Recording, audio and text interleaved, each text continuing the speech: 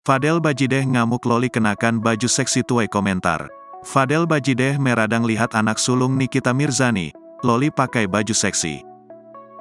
Usai Fadel Bajideh bebas dari penjara, akhirnya kini kembali pamer kebucinan dengan Loli di media sosial.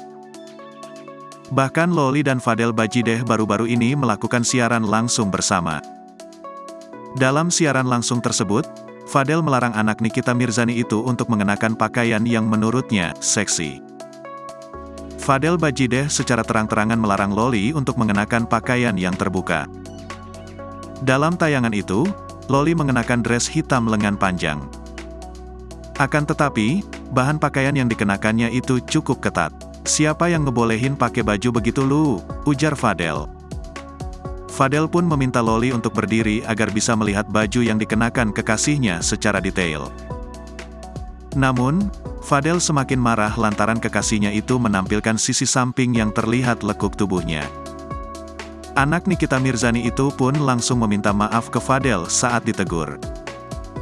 Akan tetapi, Fadel pun menolak permintaan maaf sang kekasih. "Nggak usah minta maaf, belum lebaran," ucap Fadel. Melihat keposesifan yang ditunjukkan Fadel ke Loli, warganet justru merasa kasihan. Warganet pun mempertanyakan keputusan Loli untuk berpacaran dengan Fadel.